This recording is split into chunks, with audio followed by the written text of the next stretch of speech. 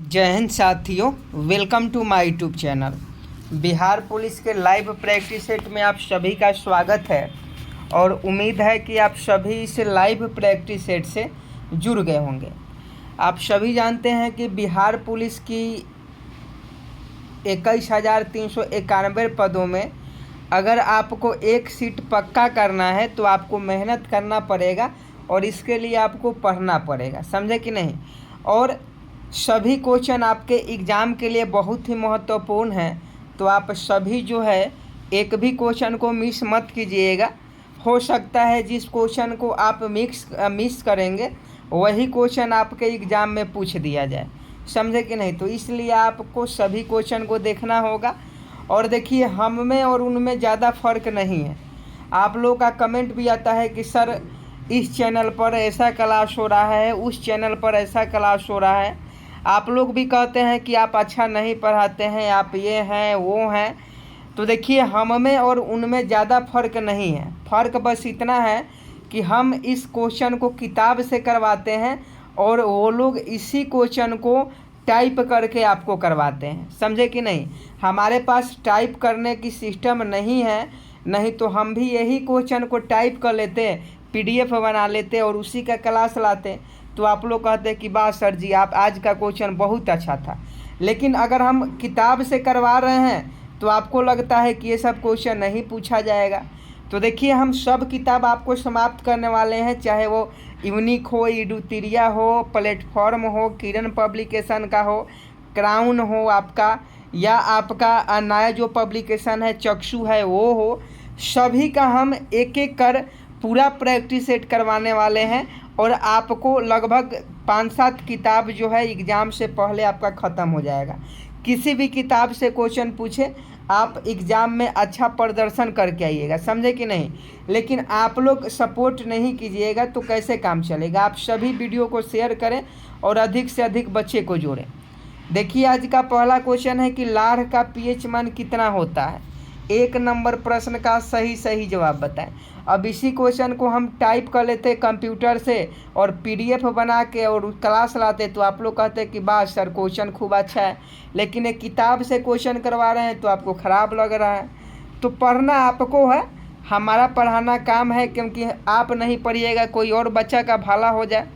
लेकिन अगर आपको इस बार सिलेक्शन लेना है तो मेहनत करना होगा, चाहे आप हमारे पास कीजिए या किसी और के पास कीजिए। तो देखिए, लार का जो pH मान होता है 6.5 होता है।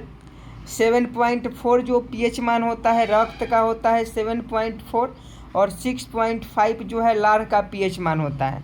दूसरा क्वेश्चन देखिए, निम्न को सुमेलित कीजिए। सुमेलित करना है, यहाँ से 4 क्वेश्चन आपका सही हो जाएगा। ध्यान से देखिएगा, 4 क्वेश्चन यहाँ से आपका सही हो जाएगा। 2 नंबर प्रश्न का सही जवाब बताएं।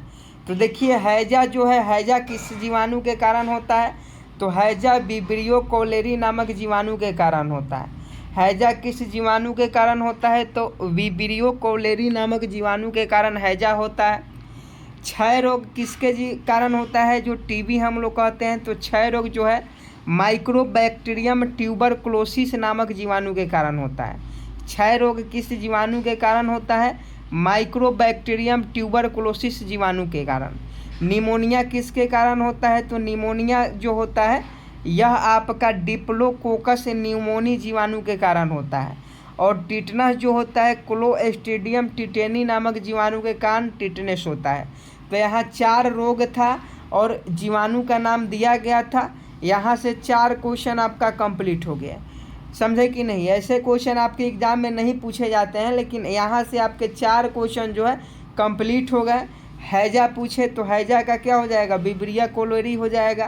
क्षय रोग पूछे तो माइक्रोबैक्टीरियम ट्यूबरकुलोसिस जीवाणु हो जाएगा। निमोनिया पूछे तो डिप्लोकोकस न्यूमोनी हो जाएगा। टिटनेस पूछे तो क्लोस्ट्रीडियम टिटेनी हो जाएगा। तो इसका सही जवाब ऑप्शन ए हो जाएगा। आप यहाँ से 4 प्रश्न जो है याद रखिएगा। फिर आपको सूची 1 से सूची 2 में सम्मिलित करना है। एक यार पहाड़िया है और एक यो राज्य है। तो गारो जो पहाड़िया है, गारो की पहाड़िया वो किस राज्य में है, तो गारो की पहाड़िया किस राज्य में है, फटाफट कमेंट बॉक्स में बताएं। तो गारो की पहाड़िया मेघालय में है, बिल्कुल सही जवाब है। मिरी की पहाड़ियाँ किस राज्य में है? मिरी की पहाड़ियाँ अरुणाचल प्रदेश में है। पंचमलाई की पहाड़ियाँ कहाँ है? तो पंचमलाई की जो पहाड़ियाँ है वह तमिलनाडु में है। और डालमा की पहाड़ियाँ झारखंड में है। तो यहाँ से सभी क्वेश्चन आप याद रखिएगा, यहाँ से भी 4 क्वेश्चन आपके कंप्लीट हो जाते हैं। फिर देखिए सूची 1 को सूची 2 से आपको सम्मिलित करना है। एक साइड में बांध है और एक साइड में नदी है। 3 ही क्वेश्चन में आपका 12 क्वेश्चन कंप्लीट हो गया। तो अब क्या चाहिए? तो 4 नंबर देख लीजिए, दुलहस्ती की बात करें तो दुलहस्ती जो है, यहाँ देख लीजिए, ऑप्शन भी देख लीजिए। तो दुलहस्ती की बात करें तो दुलहस्ती चिनाब नदी पर है। गांधी सागर बांध किस नदी पर है? तो गांधी सागर बांध चंबल नदी पर है। उकाई बांध किस नदी पर है? तो उकाई बांध ताप्ती नदी पर है। और तवा बांध तवा नदी पर है। तो ऑप्शन डी इस प्रश्न का बिल्कुल सही जवाब हो जाएगा। अगला क्वेश्चन देखिए कि संविधान की व्याख्या से संबंधित सभी विवाद सर्वोच्च न्यायालय के पास लाए जा सकते हैं। यह अधिकार सर्वोच्च न्यायालय के किस अधिकार के अंतर्गत आता है? अगर यही क्वेश्चन रहे और यही क्वेश्चन को हम टाइप कर लेते और तब आपको करवाते तो आप लोग कहते कि वाह सर क्या क्वेश्चन लाए हैं, बहुत अच्छा क्वेश्चन है। लेकिन किताब से क्वेश्चन लाए हैं तो आप लोग को खराब लगता है। तो 5 का सही जवाब बताएं कि संविधान की व्याख्या से संबंधित सभी विवाद सर्वोच्च न्यायालय के पास लाए जा सकते हैं। यह अधिकार सर्वोच्च न्यायालय के किस अधिकार के अंतर्गत आता है? तो 5 का अगर आप ऑप्शन सी अपीलीय क्षेत्राधिकार के अंतर्गत बता रहे हैं तो आपका बिल्कुल सही जवाब है। अगला प्रश्न 6 नंबर देखिए, निम्न में से कौन सा कथन सही है? पहला है कि नाबार्ड देश में कृषि एवं ग्रामीण विकास हेतु वित्त उपलब्ध कराने वाली संस्था है। तो ये तो आपका बिल्कुल सही जवाब है। दूसरा है नाबार्ड का मुख्यालय मुंबई है। तो नाबार्ड का मुख्यालय मुंबई है, ये भी सही है। तो इसका सही जवाब केवल 1 और 2 दोनों हो जाएगा। नाबार्ड के बारे में दोनों बातें बिल्कुल सही है। अगला क्वेश्चन देखिए, विशेष आर्थिक क्षेत्र अधिनियम किस वर्ष लागू हुआ? फटाफट 7 नंबर क्वेश्चन का सही जवाब बताएं। विशेष आर्थिक क्षेत्र अधिनियम किस वर्ष लागू हुआ? तो 7 का अगर आप ऑप्शन डी 2006 बता रहे हैं तो आपका बिल्कुल सही जवाब है। अगला क्वेश्चन देखिए, समान ताप तथा दाब पर सभी गैस के समान आयतन में अणुओं की संख्या समान होती है। इस नियम को क्या कहा जाता है? फटाफट 8 नंबर प्रश्न का सही जवाब दीजिए। बहुत ज़्यादा इम्पोर्टेंट है, साइंस का प्रश्न है कि समान ताप तथा दाब पर सभी गैस के समान आयतन में अणुओं की संख्या समान होती है। तो इस नियम को हम लोग एवोगाड्रो का नियम कहते हैं। एवोगाड्रो का नियम कहते हैं। और एवोगाड्रो संख्या का मान कितना होता है? कमेंट बॉक्स में ज़रूर बताएं कि एवोगाड्रो संख्या का मान कितना होता है। अगला क्वेश्चन देखिए, बंगाल विभाजन के दौरान किस तिथि को बंगाल में शोक दिवस के रूप में मनाया जाता है?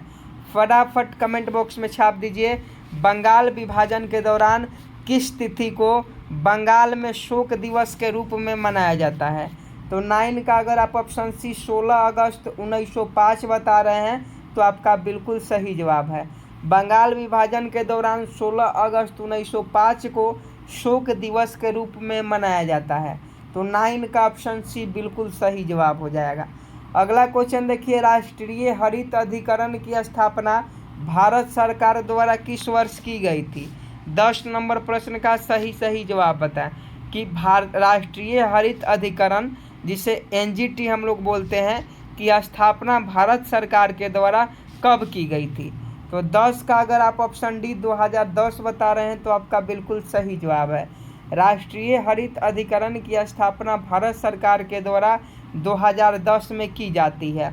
नेक्स्ट प्रश्न देखिए, निम्नलिखित में से कौन क्रिप्स मिशन के साथ कांग्रेस के आधिकारिक वार्ताकार थे? फटाफट 11 नंबर प्रश्न का सही जवाब बताएं।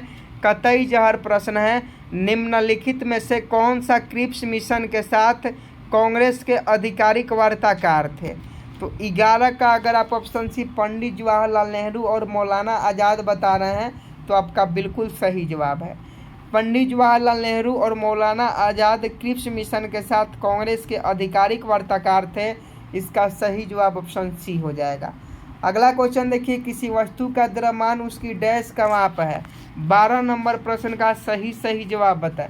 किसी वस्तु का द्रव्यमान उसकी डैश का माप है। तो किसी वस्तु का द्रव्यमान उसकी जड़त्व का माप है, तो जड़त्व आपका बिल्कुल सही जवाब हो जाएगा। अगला क्वेश्चन का सही जवाब बताएं। 13 नंबर की, ध्वनि का एक महत्वपूर्ण अभिलक्षण तरत्व है जो निर्भर करता है। आपको बताना है कि तरत्व किस चीज़ पर निर्भर करता है। और आपको बता दें कि अब हम कुछ दिन में टॉपिक वाइज आपका क्लास शुरू करने वाले हैं लूसेंट बुक से। लूसेंट बुक से टॉपिक वाइज क्लास शुरू करेंगे, साइंस का भी और आपका जीके का भी, जनरल नॉलेज का भी, सोशल साइंस का भी, साइंस का भी। जो लूसेंट बुक है उससे हम आपको ऑब्जेक्टिव टाइप के रूप में टॉपिक वाइज क्लास देने वाले हैं। तो आप सभी जो है मन लगा के तैयारी कीजिए, बहुत जल्द वो क्लास शुरू होने वाला है। तो आप चैनल को सब्सक्राइब कर बेल आइकन को प्रेस जरूर कर लीजिएगा। तो 13 का सही जवाब ऑप्शन क्या हो जाएगा? बी हो जाएगा, आवृत्ति पर। ध्वनि का एक महत्वपूर्ण अभिलक्षण तरत्व जो निर्भर करता है वह आवृत्ति पर निर्भर करता है। अगला प्रश्न देख लीजिए। अगला प्रश्न, वायु का तापमान कम होने पर सापेक्ष आर्द्रता पर क्या प्रभाव पड़ता है? 14 नंबर प्रश्न का सही जवाब बताएं। वायु का तापमान कम होने पर सापेक्ष आर्द्रता पर क्या प्रभाव पड़ता है? तो 14 का अगर आप ऑप्शन ए बढ़ जाती है बता रहे हैं तो आपका बिल्कुल सही जवाब है। वायु का तापमान कम होने पर सापेक्ष आर्द्रता का मान जो है बढ़ जाते हैं। अगला प्रश्न देखिए, हड़प्पा कालीन किस स्थल से खेल का मैदान मिला है? क्वेश्चन बहुत ज़्यादा इम्पोर्टेंट है, तो फटाफट सही जवाब बताएं। हड़प्पा कालीन किस स्थल से खेल का मैदान मिला है? तो 15 का ऑप्शन सी धवलावीरा बता रहे हैं, तो आपका बिल्कुल राइट आंसर हो जाएगा। अगला क्वेश्चन देखिए, चिपको आंदोलन के जन्मदाता के रूप में किसे जाना जाता है? फटाफट 16 का सही जवाब बताएं। चिपको आंदोलन के जन्मदाता के रूप में किसे जाना जाता है? तो 16 का अगर आप ऑप्शन बी सुंदरलाल बहुगुणा बता रहे हैं तो आपका बिल्कुल सही जवाब है। चिपको आंदोलन के जन्मदाता सुंदरलाल बहुगुणा है। हम बात करने वाले हैं बिहार पुलिस सिपाही भर्ती परीक्षा 2023 के बेस्ट बुक के बारे में, जो कि चक्षु पब्लिकेशन का है। यह एक प्रकार का संपूर्ण स्टडी गाइड है और आप सभी जानते हैं कि बहुत बड़ी संख्या में इस बार भर्ती निकली हुई है, तो आपको पढ़ना बहुत ही आवश्यक है। इस बुक में आपको 3000 प्लस बहुविकल्पीय प्रश्न, 5 साल का प्रीवियस ईयर क्वेश्चन देखने को मिल जाता है और बिल्कुल 10वीं के सिलेबस के आधार पर इस बुक को तैयार किया गया है, जिसमें समान अध्ययन, सामान्य हिंदी, इंग्लिश, गणित, समय समायिका, बिहार एक अवलोकन और लेटेस्ट सिलेबस एवं पैटर्न पर आधारित यह बुक आपको देखने को मिल जाता है। इस बुक में हर वो प्रश्न दिया गया है जो आपके एग्जाम में पूछे जाएंगे और बिल्कुल सिलेबस के अकॉर्डिंग इस बुक को तैयार किया गया है। देख लीजिए, हिंदी का हो या आपका इंग्लिश का हो, सभी क्वेश्चन आपके एग्जाम में पूछे जाएंगे और सभी क्वेश्चन इस बुक के इम्पोर्टेंट है। तो देखिए, आप सभी जानते हैं कि बिहार पुलिस में जब तक आप 80 प्लस स्कोर नहीं लाइएगा तब तक आपका कुछ नहीं होने वाला है। तो 80 प्लस स्कोर लाने के लिए आपको एक स्टडी गाइड की ज़रूरत है, तो आप इस बुक को ले सकते हैं, जो कि बहुत ही महत्वपूर्ण है। साथ में इनका प्रैक्टिस सेट भी आता है, क्योंकि एग्जाम से पहले प्रैक्टिस सेट लगाना आपके लिए बहुत ही महत्वपूर्ण होता है। तो आप इस दोनों बुक को खरीद सकते हैं, लिंक वीडियो के डिस्क्रिप्शन में है, जाइए और ऑनलाइन इस बुक को मंगा लीजिए। नेक्स्ट प्रश्न 17 नंबर देखिए, मानव का हृदय कितने भागों में विभाजित होता है? ये क्वेश्चन पूछा जाता है कि मानव का जो हार्ट होता है, हृदय होता है, वह कितने भागों में विभाजित होता है? तो 4 भागों में विभाजित होता है। मानव का हृदय 4 भागों में विभाजित होता है, तो ऑप्शन डी बिल्कुल सही जवाब होता है। जबकि मछली का हृदय 2 भागों में विभाजित होता है। तो याद रखिएगा, एक ना एक क्वेश्चन पूछा जाएगा। अगला क्वेश्चन देखिए, वर्ष 1927 की बटलर कमेटी का क्या उद्देश्य था? 18 नंबर प्रश्न का सही जवाब बताएं। वर्ष 1927 की बटलर कमेटी का क्या उद्देश्य था? 18 का सही जवाब बताएं। तो 18 का अगर आप ऑप्शन डी बता रहे हैं, अंग्रेजी सरकार एवं देशी राज्यों के बीच के संबंध को सुधारना, यही बटलर कमेटी का मुख्य उद्देश्य था। बटलर कमेटी 1927 में आती है और इसका मुख्य उद्देश्य जो होता है अंग्रेजी सरकार एवं देशी राज्यों के बीच के संबंध को सुधारना। अगला क्वेश्चन देखिए, बौद्ध धर्म एवं जैन धर्म में किस विषय पर अंतर है? बौद्ध धर्म एवं जैन धर्म में किस विषय पर अंतर है? 19 का सही जवाब बताएं। तो आत्मा पर। बौद्ध धर्म एवं जैन धर्म में आत्मा विषय पर अंतर है। अगला क्वेश्चन देखिए, किस सिख गुरुओं की हत्या मुगलों द्वारा की गई थी? 20 नंबर प्रश्न का सही जवाब बताएं कि किस सिख गुरुओं की हत्या मुगलों के द्वारा की गई थी? तो 20 का अगर आप ऑप्शन डी बता रहे हैं गुरु तेग बहादुर और गुरु अर्जुन देव, तो यह बिल्कुल सही जवाब है, ए और बी दोनों हो जाएगा। औरंगजेब ने गुरु तेग बहादुर की हत्या कर दी और गुरु अर्जुन देव की हत्या किसने की, आप कमेंट बॉक्स में जरूर बताएं। नेक्स्ट प्रश्न देखिए 21 नंबर, महावीर स्वामी ने अपना पहला उपदेश कहाँ दिया। 21 नंबर प्रश्न का सही जवाब बताएं कि महावीर स्वामी ने अपना पहला उपदेश कहाँ दिया। आप सभी जानते हैं राजगीर में आज का जो राजगीर है वो पहले का राजगृह होता था। तो महावीर स्वामी ने अपना पहला उपदेश राजगृह में दिया। यहाँ महावीर स्वामी पूछा जा रहा है, गौतम बुद्ध नहीं है, महावीर स्वामी है, इसलिए राजगृह आपका सही जवाब हो जाएगा। अगला क्वेश्चन देखिए, निम्न में से कौन सी यांत्रिक तरंग है। फटाफट 22 नंबर क्वेश्चन का सही जवाब बताएं, निम्न में से कौन सी यांत्रिक तरंग है। तो 22 का अगर आप ऑप्शन डी ध्वनि तरंग बता रहे हैं तो आपका बिल्कुल सही जवाब है। ध्वनि तरंग जो है वह यांत्रिक तरंगें होती है, तो ऑप्शन डी सही जवाब हो जाएगा।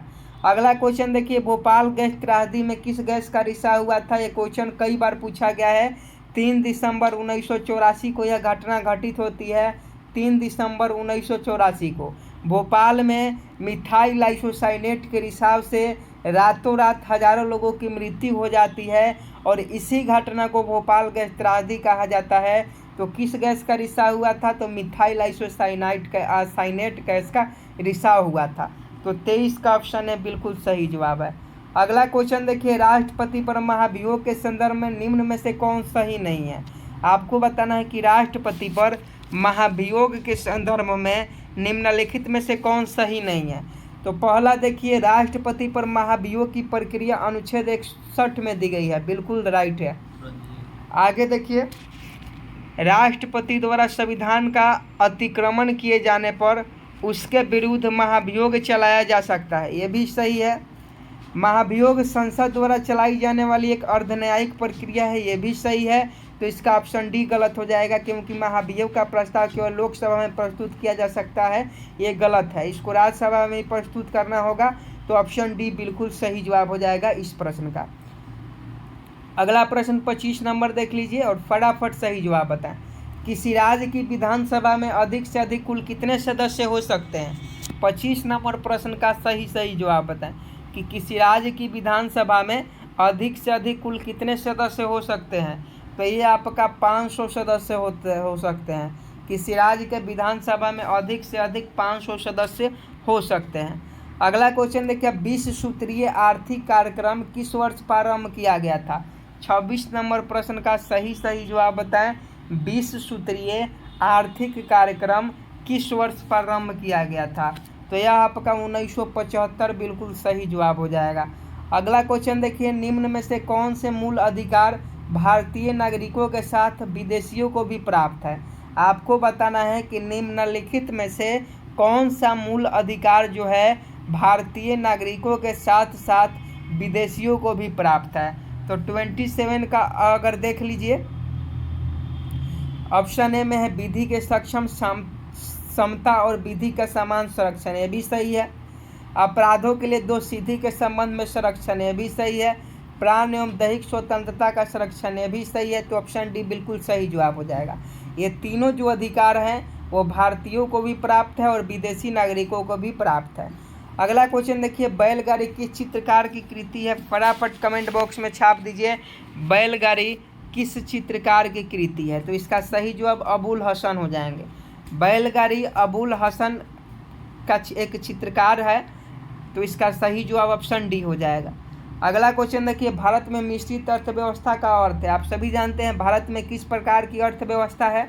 तो भारत में मिश्रित अर्थव्यवस्था है, और मिश्रित अर्थव्यवस्था का मतलब क्या होता है यही आपको बताना है। तो देखिए, मिश्रित अर्थव्यवस्था का मतलब होता है राष्ट्रीय अर्थव्यवस्था में सार्वजनिक क्षेत्र के साथ साथ निजी क्षेत्र का विद्यमान होना, यही मिश्रित अर्थव्यवस्था का अर्थ होता है। तो 29 का ऑप्शन है बिल्कुल राइट आंसर हो जाएगा। अगला क्वेश्चन देखिए, शाहजहांनामा के लेखक कौन थे। फटाफट 30 नंबर प्रश्न का सही जवाब बताएं। शाहजहांनामा लेखक के कौन थे। शाहजहांनामा के लेखक कौन थे। तो 30 का ऑप्शन सी इनायत खान हो जाएंगे। इनायत खान जो थे शाहजहांनामा के लेखक थे।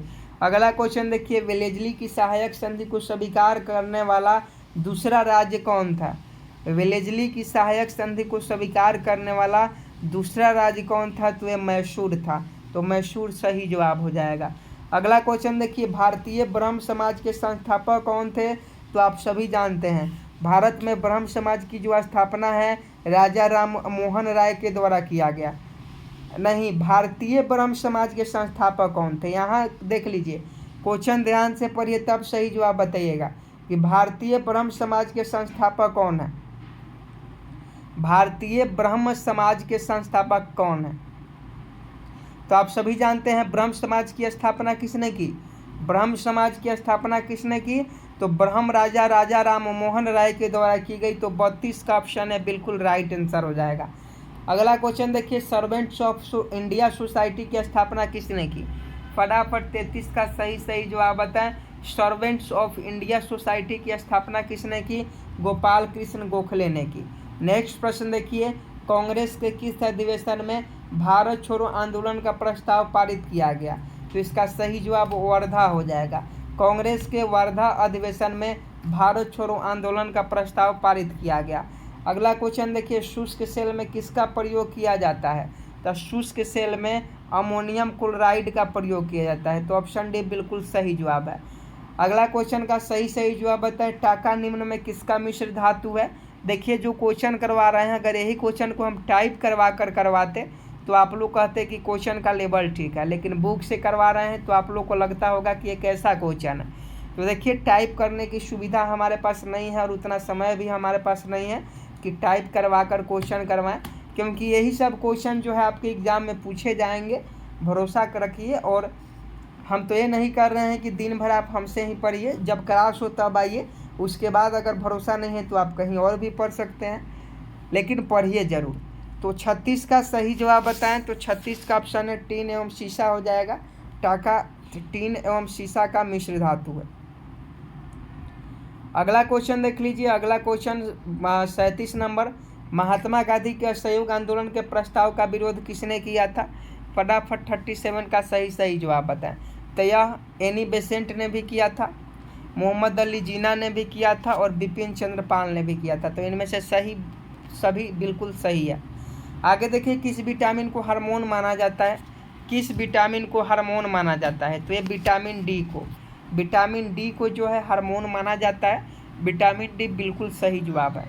अगला क्वेश्चन देखिए, कोबाल्ट 16 आमतौर पर विकिरण चिकित्सा में प्रयुक्त होता है क्योंकि यह उत्सर्जित करता है।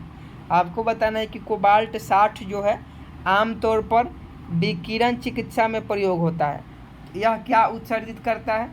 तो यह गामा किरणें को उत्सर्जित करता है। कोबाल्ट जो 60 होता है ये गामा किरणें को उत्सर्जित करता है। आगे देखिए, निम्न में से क्रोएशिया की राजधानी है। निम्न में से क्रोएशिया की राजधानी जगरेब है, याद रखिएगा। अगला क्वेश्चन देखिए, नीरज चोपड़ा का संबंध किस खेल से है? तो यह भाला फेंक से संबंधित है। अगला क्वेश्चन देखिए, जल प्रदूषण निवारण एवं नियंत्रण अधिनियम कब पारित किया गया? फटाफट कमेंट बॉक्स में बताएं कि जल प्रदूषण निवारण एवं नियंत्रण अधिनियम कब पारित किया गया। 42 का अगर आप ऑप्शन भी 1974 बता रहे हैं तो आपका बिल्कुल सही जवाब है। अगला क्वेश्चन देखिए, सुबनसिरी एवं धनसिरी नदियाँ किस राज्य में प्रवाहित होती है? तो सुबनसिरी एवं धनसिरी नदियाँ जो है यह भारत के असम राज्य में प्रवाहित होती है। अगला क्वेश्चन देखिए, असम कितने राज्यों एवं कितने देशों के साथ सीमा साझा करती है? तो असम जो है 7 राज्य एवं 2 देशों के बीच सीमा साझा करती है। आगे क्वेश्चन देखिए, भारत के राज्यों में क्षेत्रफल की दृष्टि से बिहार का स्थान है। फटाफट कमेंट बॉक्स में छापिए कि भारत के राज्यों में क्षेत्रफल की दृष्टि से बिहार का स्थान है। तो यह आपका 13वां स्थान है। अगला क्वेश्चन देखिए, भारत की जलवायु कोपेन वर्गीकरण के अनुसार किस प्रकार के जलवायु का प्रतिनिधित्व करती है? तो यह मानसून गर्म ग्रीष्म के साथ जलवायु का प्रतिनिधित्व करती है। तो ऑप्शन डी सही जवाब हो जाएगा। अगला क्वेश्चन देख लीजिए, 47 नंबर, अरल सागर किन 2 देशों की सीमा पर स्थित है? अरब सागर होना चाहिए। अरब सागर किन 2 देशों के सीमा पर अवस्थित है? तो यह उज्बेकिस्तान एवं कजाकिस्तान बिल्कुल सही जवाब हो जाएगा। अगला क्वेश्चन देखिए, समान न्याय और निःशुल्क विधिक सहायता के लिए संविधान किस अनुच्छेद में संविधान के किस अनुच्छेद में उपबंध किए गए हैं?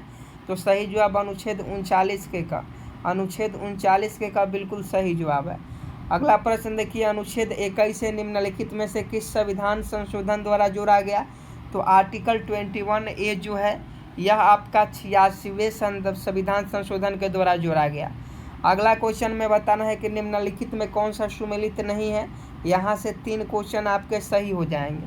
तो 3 क्वेश्चन में केंद्रीय अन्वेषण ब्यूरो 1963 सही है, केंद्रीय सतर्कता आयोग 1964 सही है, भ्रष्टाचार निरोधक कानून 1985 ये गलत है, प्रवर्तन निदेशालय ये 1956 सही है। तो ऑप्शन सी इस प्रश्न का बिल्कुल राइट आंसर हो जाएगा। यहाँ देखिए कुछ याद करने वाले वन लिनियर क्वेश्चन देख लीजिए। कुषाण वंश के संस्थापक कौन थे? कुजुल कडफिसेस थे। कुषाण वंश का सबसे प्रतापी राजा कनिष्क था। इसकी प्रारंभिक राजधानी पुरुषपुर एवं द्वितीय राजधानी मथुरा थी। इसने 78 ईस्वी में शक शब्द की शुरुआत की, जिसका प्रयोग वर्तमान में भारत सरकार द्वारा किया जाता है। इसके दरबार में आयुर्वेद के विद्वान चरक थे।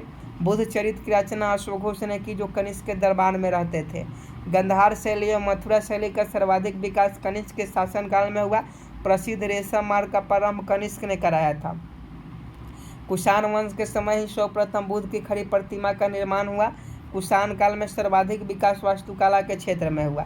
तो यह कनिष्क से संबंधित कुछ महत्वपूर्ण तथ्य थे जो आपको याद रखना होगा। समझे कि नहीं? तो आज का हमारा क्लास कैसा लगा कमेंट बॉक्स में बताएं। हमारा यह छोटा सा प्रयास कैसा लगा ये भी बताएं। मिलते हैं नेक्स्ट वीडियो में, तब तक के लिए जय हिंद जय भारत।